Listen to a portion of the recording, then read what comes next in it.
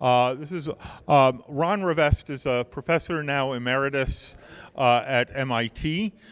He is probably best known as the R in the RSA algorithm. That would, as groundbreakingly important as that work was, the first general public key crypto system, revolutionizing the way we think about secure communications and secure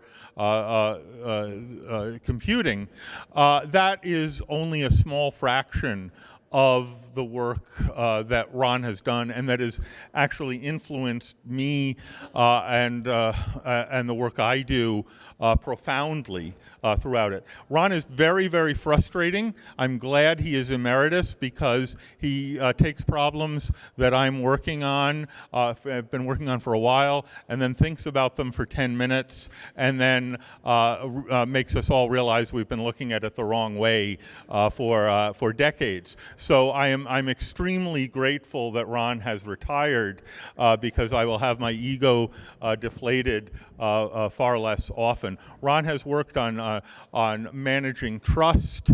He's worked on thinking about how we deal with names in a secure environment. He has made contributions across computer science. He has won the Turing Award, which is computer science's Nobel Prize, in effect.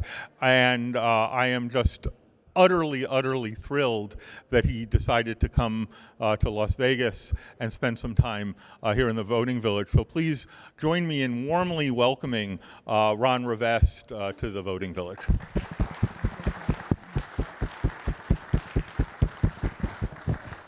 Thanks for the introduction. Can you hear me okay? Speak up, yeah. My wife calls me Professor Mumbles, and so it's on, yeah.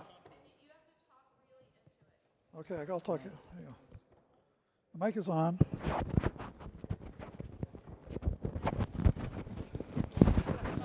Do what?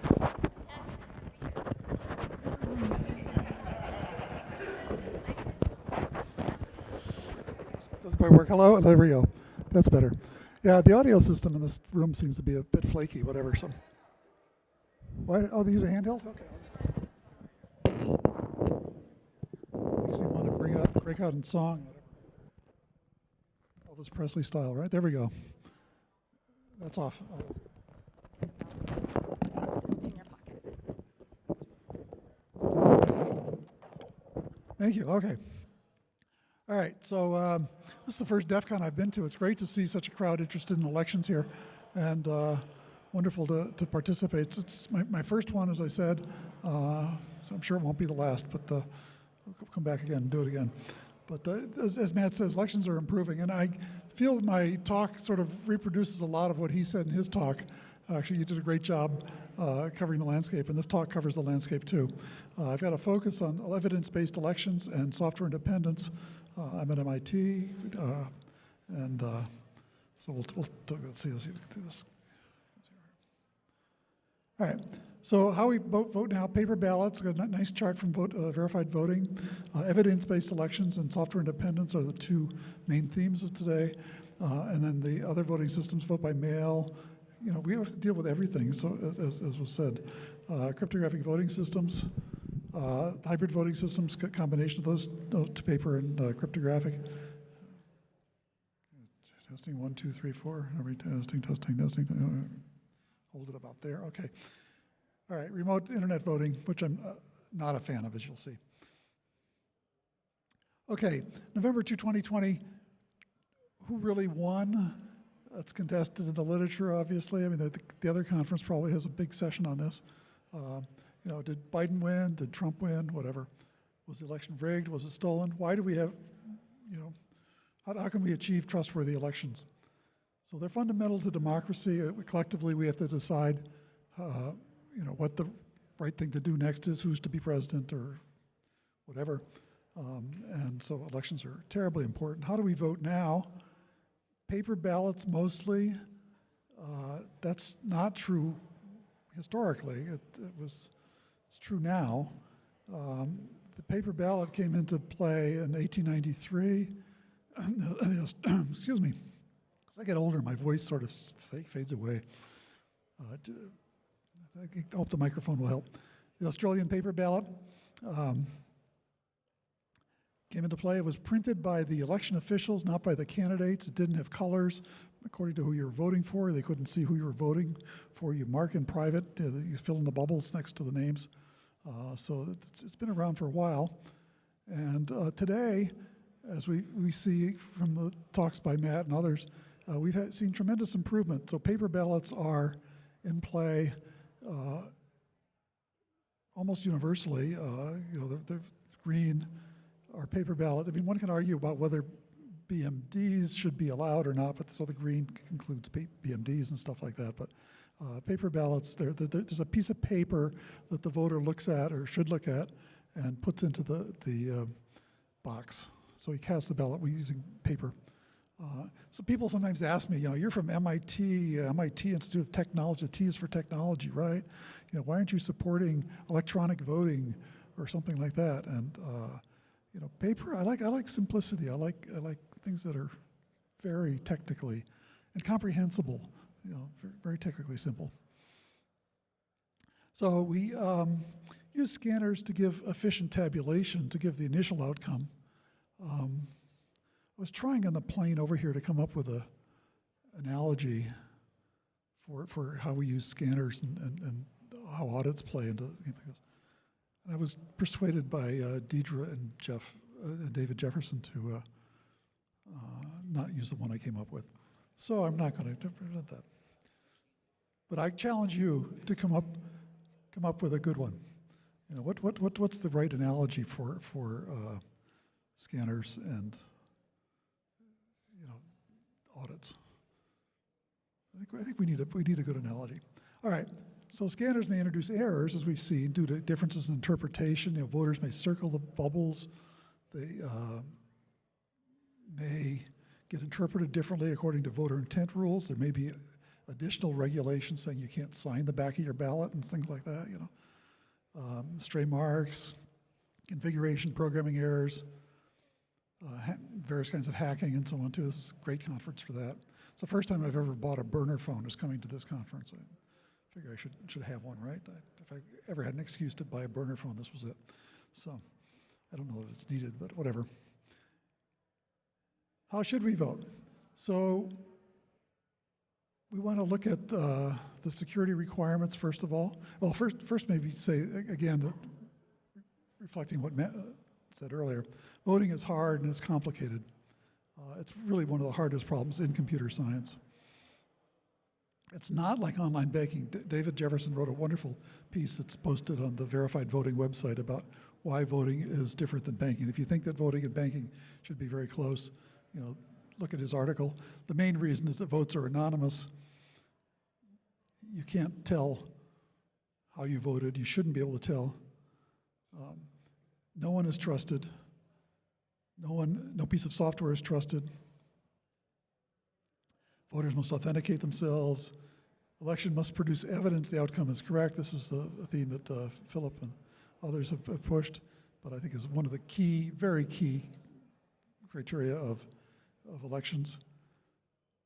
And there's many, many things that make it complicated. The voting varies by jurisdiction. There's disabled voters, ranked choice voting.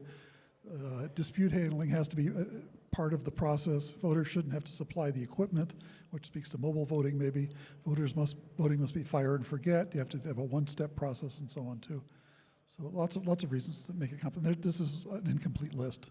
There are lots of reasons why voting is hard and complicated. It's really one of the most challenging problems in computer science. So how about security requirements in particular? So only eligible voters should vote. So poll book security is important. Each eligible voter votes at most once. So you have to worry about voters contributing, if you've got dual systems, vote by mail and vote in person. Each cast vote is secret, even if the voter wishes otherwise. That's so important. Voters may wish to sell their votes, and so you can't give them a receipt. You can't get a receipt saying how you voted. How was your vote tallied? So you get no receipt. And the final outcome is verifiably correct. So you want to be able to have some process by which is a trustworthy process, trusted by everybody, saying that this is the correct outcome. And finally, there's no trusted parties here. There's all are suspect. The vendors, the voters, the election officials, the candidates, the spouses, other nation states, and so on. Everyone's suspect. So it's a process where everybody's looking at everybody else and trying to come up with the right result. So you can't just say, you know, Joe will check it because Joe is trustworthy. So evidence-based elections. This is a theme which I think is terribly important. Philip and David Wagner made it most clear in their paper. Election systems should not only accurately figure out who won, but should also provide convincing evidence that the winner really won. So they said this in 2012, their Stark and Wagner's paper. So I think the evidence is, for an outcome, is the most important question you can ask about election system. You can say, what is the evidence that so-and-so won? What's the residue? After the election is over, what's the evidence that this candidate won? Is it a collection of paper? Is it electronic form? So that's the most important question. It's not, you know, who was the system LNA tested or something like that. It's you know, what's the evidence? Who has control of the evidence? How do you access the evidence? There's lots of things about the evidence. So cast ballots are the best evidence. So we'd like the evidence to be something that the voter has verified. Collection of voter-verified cast ballots is the best evidence. Each ballot is accurately verified is verified as accurate by the voter who cast it. This is the ground truth. So we have ground truth as the evidence. It's voter verified. That rules out lots and lots of places where there's a mediation of electronic form between the voter and the evidence, the cast ballot record, right? All these electronic systems don't meet the standard. They're not directly voter verified. The evidence is indirectly at best verified. And the authenticity of the collection has to be assured by a verifiable chain of custody. That's tough to meet in general, but it's part of the requirements as well. If you don't have a verifiable chain of custody, you don't have the evidence you thought you had. So that's one theme. The other theme is software independence, which is maybe a bit earlier and derived from when I was chair of the Security and Privacy Committee at the TGDC with John Wack. And it basically says that, you know, we don't want to depend on software. We don't want you don't want to have to be in the position at the end of the day of saying to a candidate, you lost, the computer said so, you know, trust the computer. You know, that's not acceptable. The losing candidate has to be able to look at the evidence, whatever it is, and say, you know, yeah, I lost, fair and square. Software is not to be trusted. This is the lesson you've heard so many times already today. It can be self-modifying.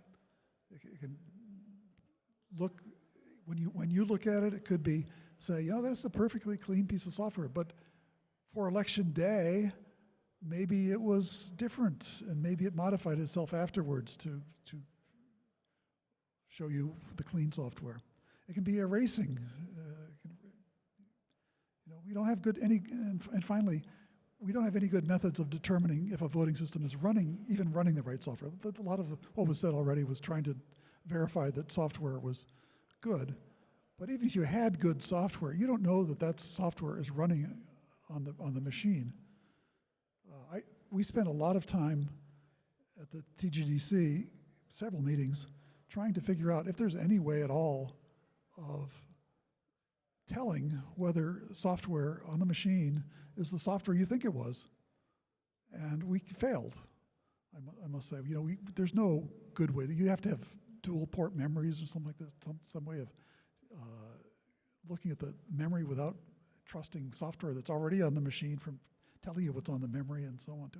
There's no good way that you can't tell that the software on the machine is even the right software.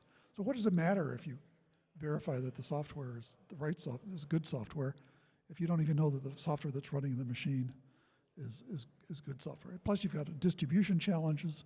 You've got to get the software to hundreds of thousands of voting sites, or if you're voting by phone, which is even a worse situation.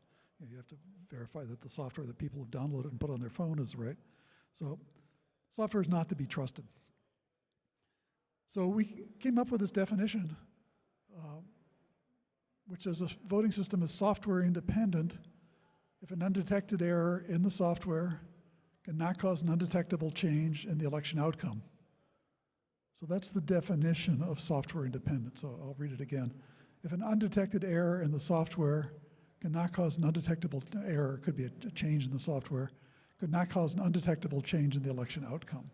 So talking about outcomes here, it's talking about detectability. It's not talking about necessarily raising a flag. You might have to look for the evidence that it's been changed, but it's a definition. Then there's strongly software dependent, which is a definition that Philip and who'd you come up with? Somebody else? Was it David Wagner? I forget. Yeah, I think so. Strongly software independent if it's possible to correct any such outcome error. So I think that closes the loop and says, well, if you find it, you can fix it. And so strongly software independent is often what you want. So those two notions, evidence-based elections and software independence, are really key to, I think, what we want to have. Example, paper ballots with hand recount. So paper ballot trail forms the evidence. It has to be maintained. There has to be good custody of that paper trail. And the hand recount gives you the software independence, so you can actually do a full hand recount. That's the simplest form of a risk-limiting audit, and get the right tally out. So here's where I digress. I think maybe I digress from David Jefferson and Susan Greenhall, saying that software systems, in fact, should be open source. Voting systems should be open source. Now, maybe some of the speakers will agree with me on this, but I think it's one of the points where we fail miserably as a country in getting our voting system software examined. If it's not open source, what hope do you have of looking at it? So I'd be happy if all voting system software were made public. I'd like it to be open source, disclosed source. And the kerfuffle that we've seen recently about Coffee County and so on, to stealing the voting system software, actually means little. I mean, the software is not the evidence. The evidence is the paper trail, right? So I would argue that we're arguing the wrong point here. We don't really care, or we maybe care somewhat. I mean, there are points you can argue. It's debatable, and maybe this is a good point for questions later on. But it's not the software that's so important. It's the ballots. It's the evidence trail that's really the important thing for the outcome. So the cast ballots are the evidence, not the software. And so the software could in fact be written by an adversary even, or a foreign country, or one of the candidates. So anybody could provide the software. The software provides an initial tabulation only. And it may have bugs, it may have malicious code, there may be other problems with it, but it's not the thing that matters so much as getting the outcome right, and that's what we really want to do, is get the outcome right. I love this cartoon. So it's an electronic voting machine, and this pollster is asking this couple, saying, and who do you hope you voted for? So it could have told them one thing on the screen and recorded another, right? I mean, the evidence is not there. So I'll refer often to the NASM report. There's a report, the National Academy of Sciences, Engineering, and Medicine, that came out in 2018. And it's online. I guess, full disclosure, I was part of the committee that formed this report, but it's talking about securing the vote. Did you finish your picture? Good, all right, there we go. It's online, free PDF. So it said, use voter verifiable paper ballots by 2020. Well, we haven't quite gotten everywhere, but we've gotten a large way there. 2020, a lot of the ballots were paper, in fact, and we're going to see more of them coming up in 2026. Audit election outcomes. So that's another recommendation. Per vivore elects to say, eat your breakfast, floss your teeth, audit your elections. I think it's a wonderful quote. And then Philip had this definition of risk-limiting audits, which he's going to talk about at more length coming up. So a risk-limiting audit uses manual interpretation. So there's a hand-eye corporation. There's no mediation by software or a machine. A person looks at the cast paper ballots, at the evidence, to verify with high probability the reported election outcome.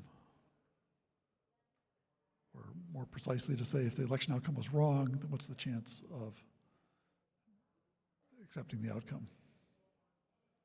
And I think I have a slide that gives that. So the Washington Post had an article about this saying we should be using auditing everywhere.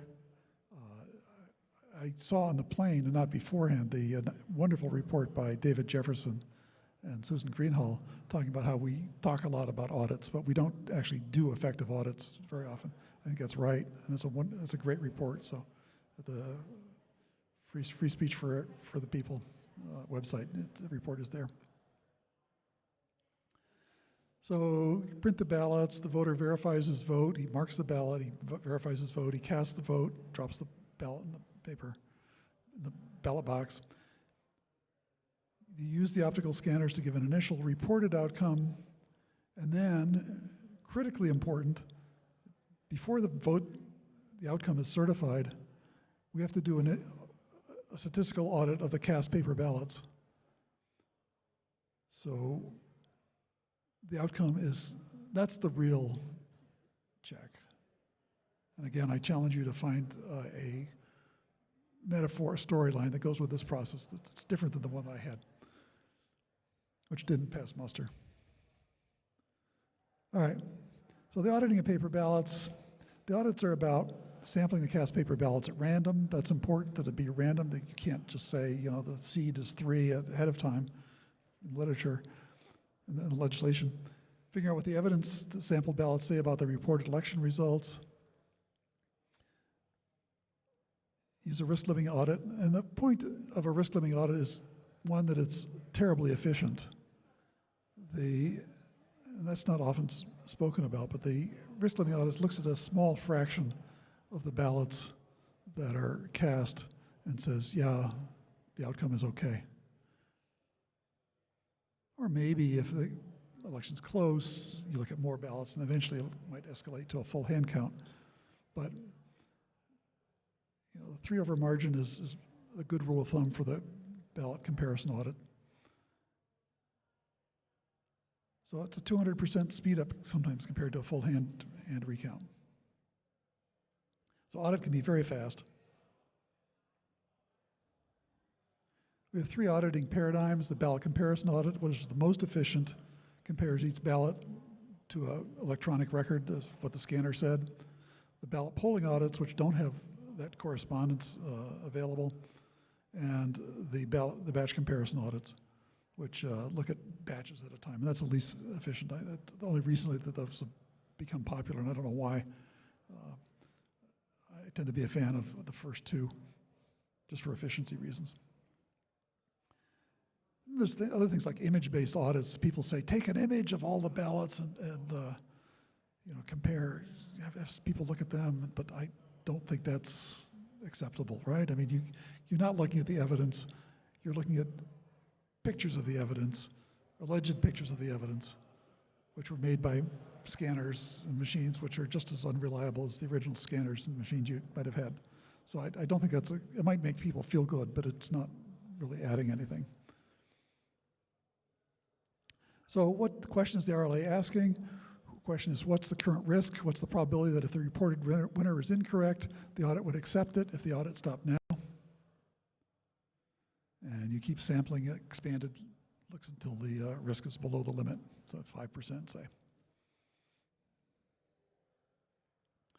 The RLA does not prove correctness of the tally, and I think Philip and I have a paper on this related to national popular vote, which if you're going to audit, would have to audit the tallies in the various states. So the RLA does not prove the correctness of the tally. It proves the correctness of the outcome for the jurisdiction that's being audited. So who is the audit for? It's really for all stakeholders. The winner, of course, is interested in the audit to get a mandate. The losing candidates, to convince them that they lost fair and square. At least you hope that losers are polite and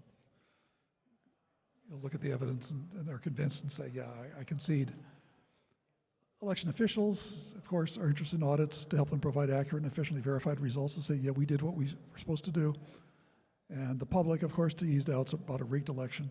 So the audit's for everybody. There's a technical question as to how you audit other outcome rules. There's other social choice functions besides the plurality, which was what we're used to in this country. But you might have, ranked choice voting, where voters can say, I prefer candidate A to candidate C, and then candidate D, and then candidate B, and so on too. And we can have other rules that map collections of such ballots to outcomes. And there's lots and lots of, there's hundreds of, if not thousands of voting schemes that vary. You can have weights for votes and so on too. An example that you may have heard of is instant runoff voting, where voters vote preferences. That's used in some places. There's methods that exist for all other voting methods, like Bayesian audits, for example, which is one of the techniques that's available there. IRV has recently been handled by frequentist means by Philip and Vanessa, and I think there's somebody else, right? Philip and Vanessa, and maybe, oh, Michelle, yes. There's quite a yeah.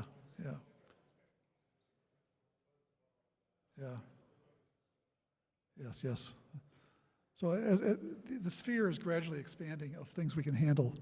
IRV is one of the earliest. So there's Bayesian. I'm a fan of Bayesian methods. I like Bayesian methods for auditing, which is a totally different take on these things. So you might have hybrid audits where only some ballots have cast vote records, other complex voting schemes. There's a variety of things. Voting can get very complicated. More details on the Bayesian approach, see a paper that I filed in Archive, but there's lots and lots of variations there. So I don't think we need it for practice for this country mostly, but it's good to know. It's good research. So now applications. So mail-in voting is one, and mail-in voting we have a couple of relaxations of the scheme. The basic cast your vote in paper scheme, but it's pretty much the same. I guess you trust the mail system to bring your ballot to be cast, or you maybe put it in a drop-off box if we have a drop-off box variant. You can also sell your vote. You can do your ballot around the kitchen table. Ballots are complicated in the U.S., so mail-in voting is it's very popular here in California, right? Or California, right? It's not here, California. And verifiable voting. That was a scheme which it's still of interest, but it's heavy duty cryptographically. It's complicated. I mean, Germany has passed a rule saying, you can't have a voting system which has cryptography in it at all. It's too complicated. The average person does not understand that. And I think that there's validity to that viewpoint. You need to be careful about invoking, just things you can do doesn't mean you should be doing them, or you should try to foist them on the public at large. So I tend to be skeptical of E2EV, while I nonetheless think this is an interesting research area. What can you do? What can you actually make a voting system that captures all the requirements? The evidence is here is electronics with an end-to-end voting system. So there's a public bulletin board where everything is posted, write once only. The encrypted votes are posted on the public bulletin board, and you can verify things. Different pieces are verified by different parties. So it provides end-to-end integrity. Votes are cast as intended. So a voter needs to verify that what he's intending, even though his vote is encrypted, and he can't get a receipt, so he can't decrypt the ballot, he knows that the encryption of his ballot is correct. And that is a very subtle point, and one which I'm not sure we can handle smoothly yet. But Josh Benelo has a nice protocol for that. Then there's the collected as cast. So cast is intended, collected as cast is the next step. So can the voter verify that he or she's got a ballot in the collection? And so there's protocols for that. And then counted as collected, that requires a third thing, and that may be verifiable by anyone, maybe using homomorphic encryption or something, so that the product of two ciphertexts gives you the sum of the values inside and so on too. It can be a bit cumbersome, but it works. So you can get verification capabilities in the ways that you see here, but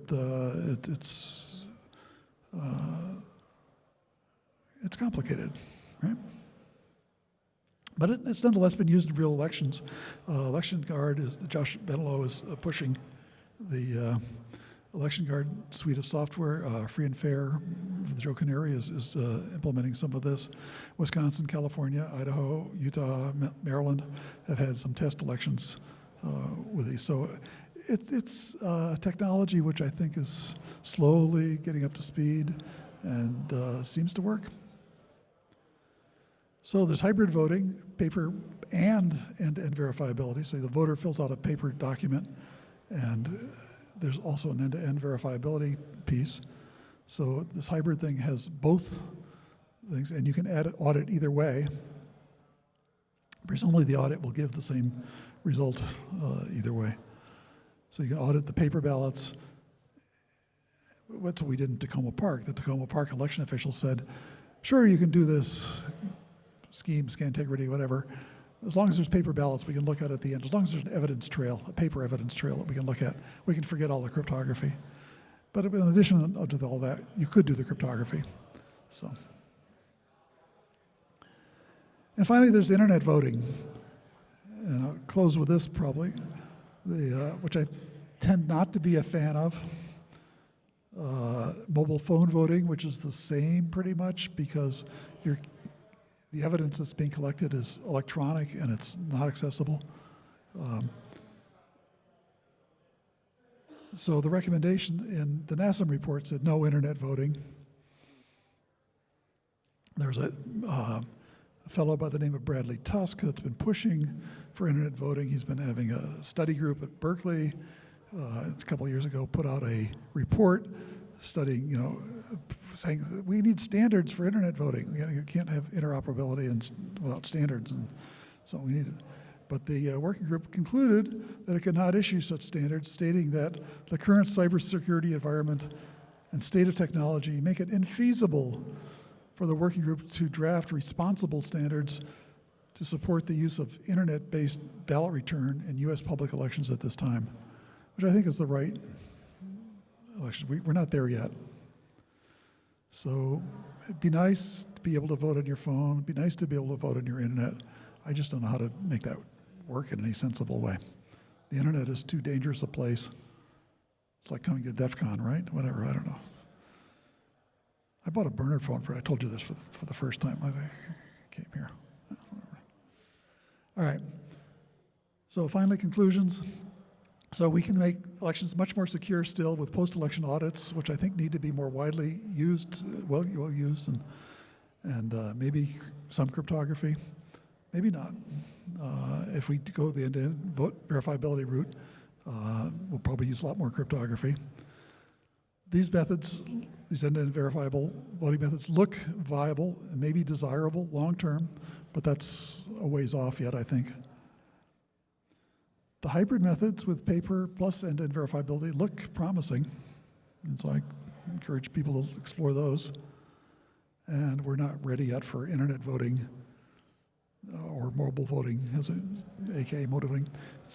It's at best years away. I think that's going to be really, really hard. So evidence-based elections and software dependence, I think, are the way to go. I think evidence-based elections maybe hold a card up for being the right way to think about things, but both of these are very, very useful. They're the right way to think about elections as we go forward. So thank you for your attention, and thanks to Verified Voting for that chart.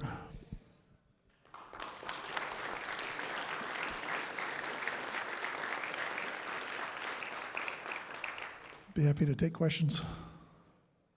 Yes. There's a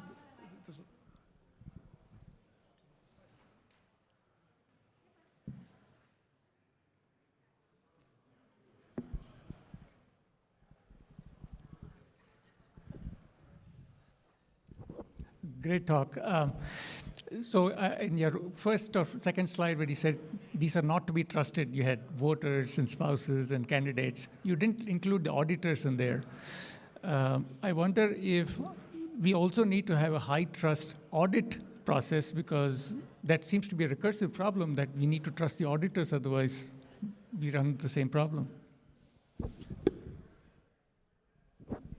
Yeah, interesting question. Yeah, so there's lots of ways these definitions could be expanded, and this presentation could be expanded. I think auditors, you're asking an interesting question there.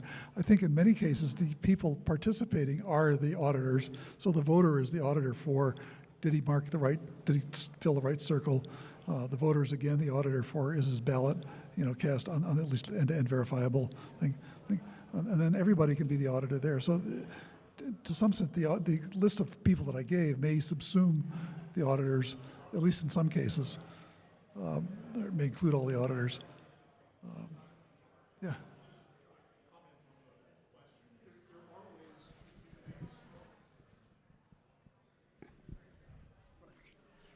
Thanks. There are ways to automate some of the labor-intensive parts of risk-limiting audits, including the retrieval of the particular ballots that you're supposed to inspect. It's possible to use untrusted technology to retrieve the ballots for audit in a way that failures of that untrusted technology, all they can do is cause the sample size to get bigger. They can't cause you to erroneously bless a wrong outcome. So there are places to save some labor. Yeah, it's possible I misunderstood your question a bit too. I think Philip maybe was answering it better. Was the question of are you trusting the auditors or not? Yeah. Other questions in the back there? Maybe I can manage with this. It's over there. It's over there. Yeah, right here. I'm sorry, there was.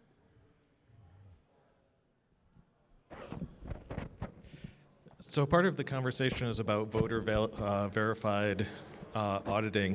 A lot of the conspiracy theories from the last presidential election were about non-voters. How do we prove that a ballot wasn't cast?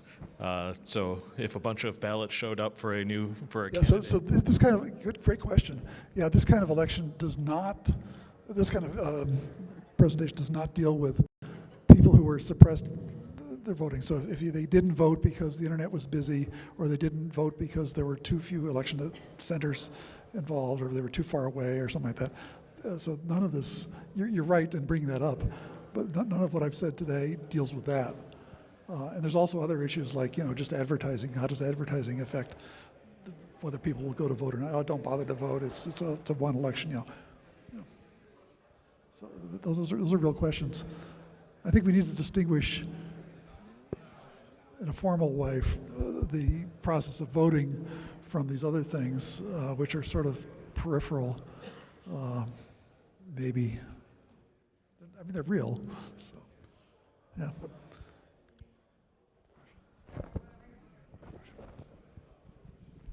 Thank you, Ron, for all your work.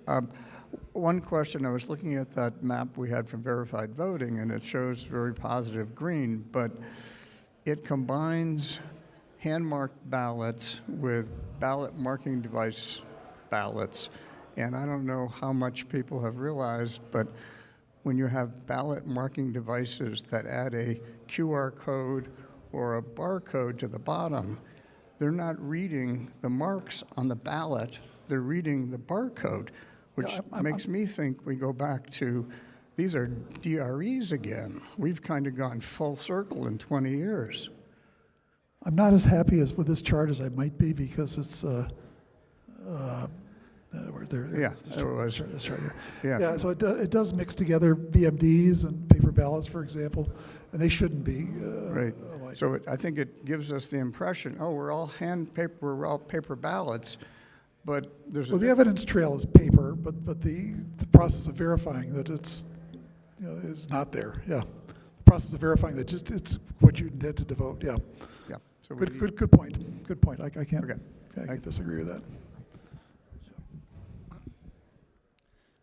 Hey, on